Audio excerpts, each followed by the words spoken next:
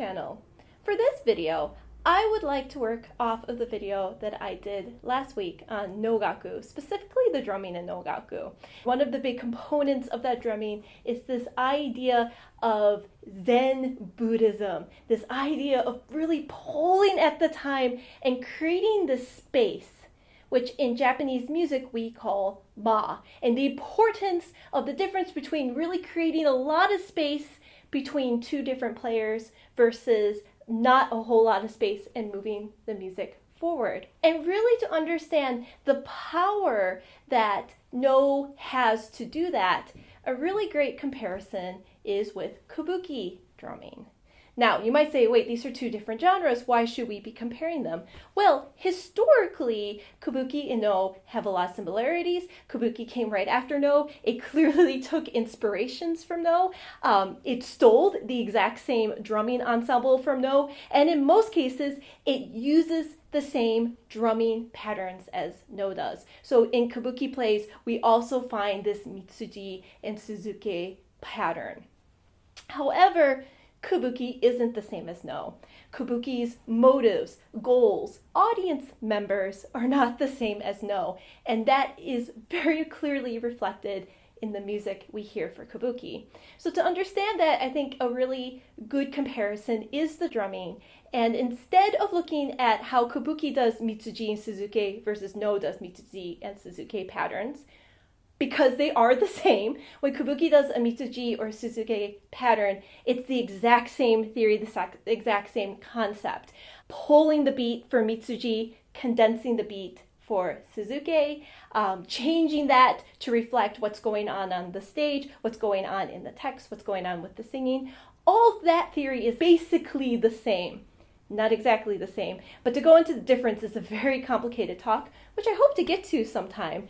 What the difference is Kabuki adds a new pattern, a new bass pattern that spawns off a whole bunch of other patterns that we never ever use in No. And that bass pattern has been lovingly called chirikata and chiripopo.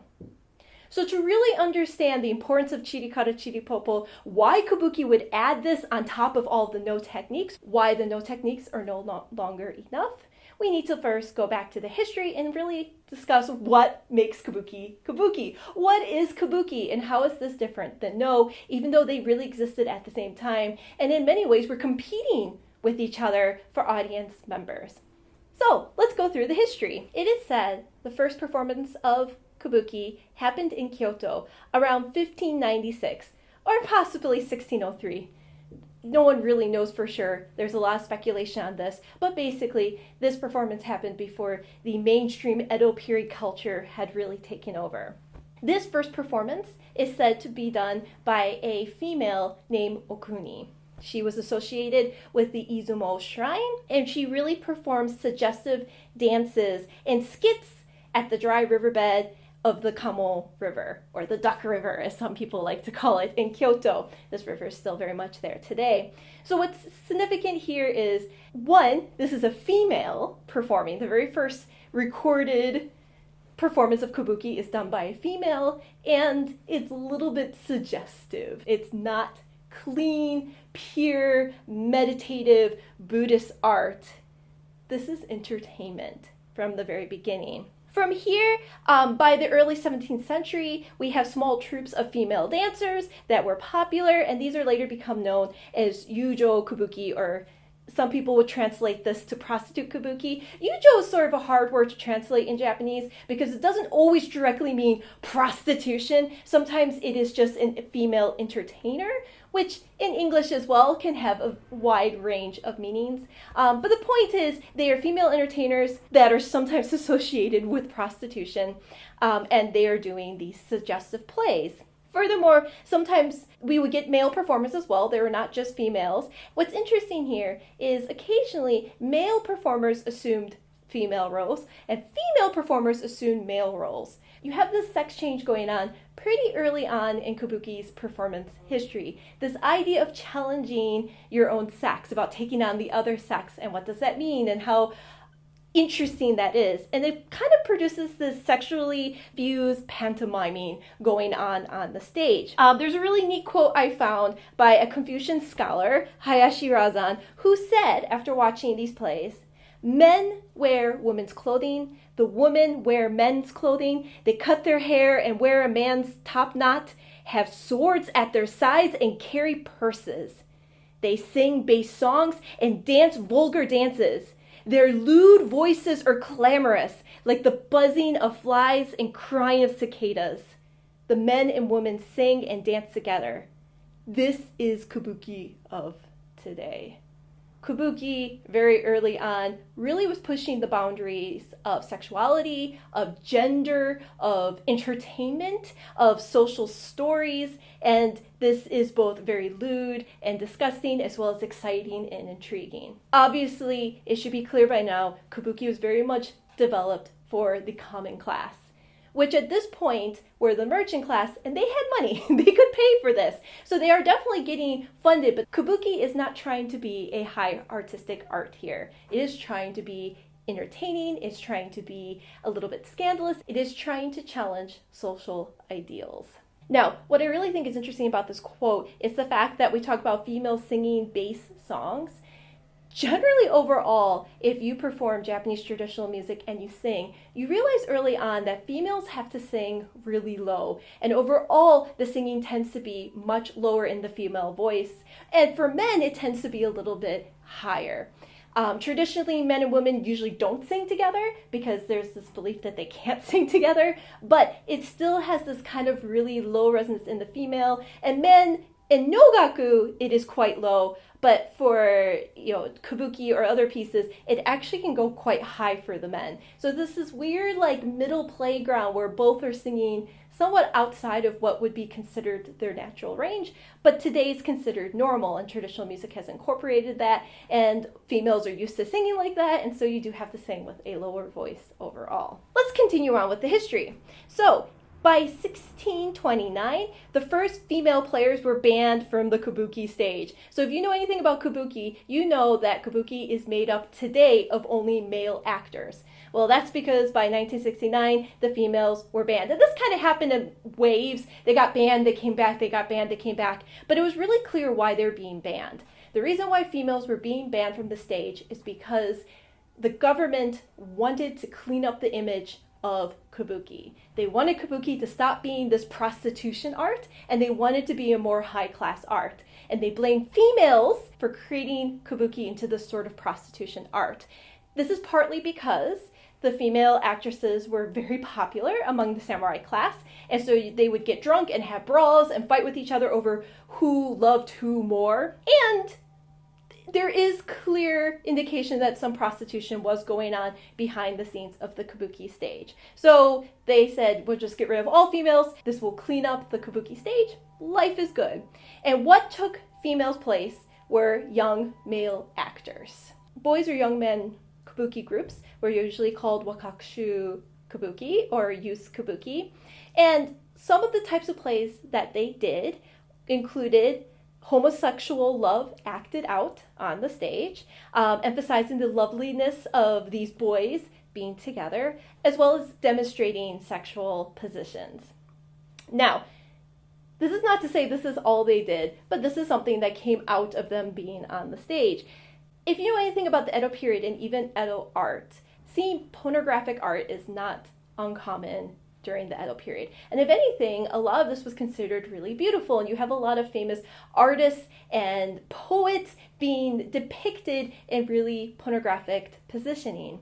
So this wasn't nearly as vulgar as we might consider today. However, we're trying to clean up the image of Kabuki. We're trying not to be associated with prostitution, and right away we still have this weird association with prostitution. It's just now through young boys instead of females. So by 1648, homosexual prostitution was banned, and by 1652, this youth Kabuki came to the end, and we reformed Kabuki one more time. So now females are not allowed on the stage, and young boys are not allowed on the stage anymore. So this led to the tendency of assigning the female roles to older male performers, which means what makes a female look female on the Kabuki stage is not the face.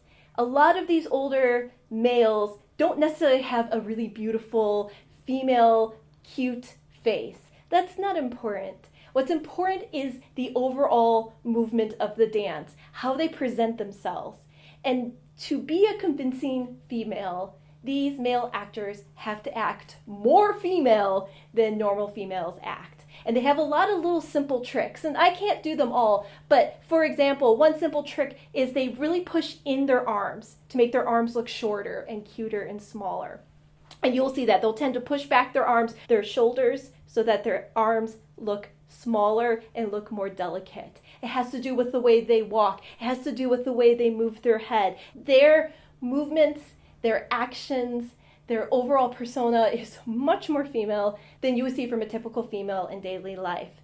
And these men who are acting out the female parts are lovingly called onagata. And they become the big superstars of Kabuki. They become really popular because it's so amazing how female and beautiful and glorious they can look when they're actually male at heart.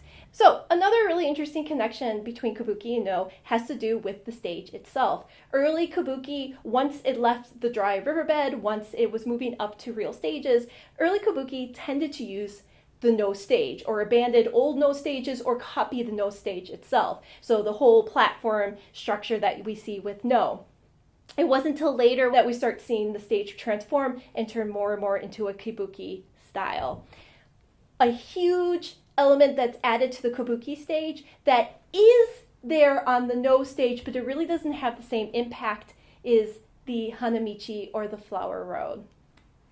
The hanamichi for Kabuki is distinct because it goes straight through the middle of the audience, which means when an actor or a dancer comes out, they can basically touch the audience members. They're going right through the middle of the audience. It's exciting. You're up close. You can see them. You can sort of interact with them. True story, I once saw a performance of Denjishi, and Denjishi is famous for this scene at the end where the two lions are flipping their hair around for a really long period of time.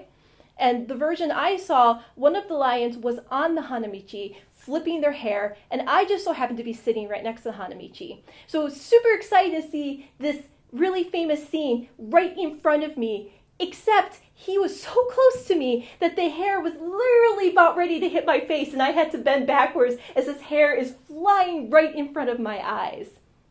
So there is a little bit of a danger aspect, but it is exciting. It makes you feel involved as an audience member to have the actors and dancers so close.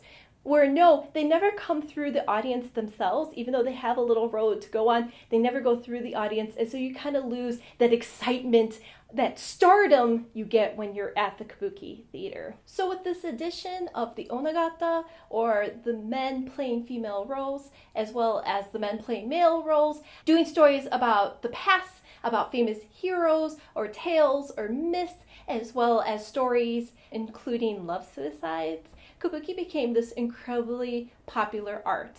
I like to compare it to basically a Hollywood movie. It is in your face, and it uses lots of special effects. This includes special effects happening off stage. There are musicians both hiding behind the stage, as well as musicians that are just playing different toys, including whistles with water in it to sound like a bird.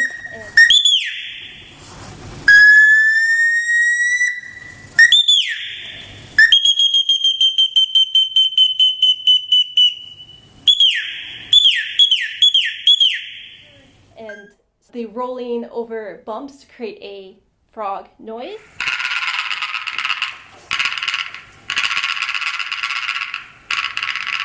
So you have special effects going on from behind the stage. You have a backstage ensemble. You have an on-stage ensemble. You have a rotating stage. The stage can move all the way around in a circle. There are holes in the stage so you can go through a trapped door. There are special effects. You have people flying off the stage. You have people appearing out of nowhere from the stage. You have jumpings. You have leaps. Right away you can tell that Kabuki is not just about the music itself. It is also about the entertainment aspect and how it can be as entertaining as possible. Because Kabuki is really focused on trying to entertain the masses, entertain the merchant class, trying to be popular among everyday people, Kabuki added an instrument to its ensemble that we never see and know, and that instrument is shamisen.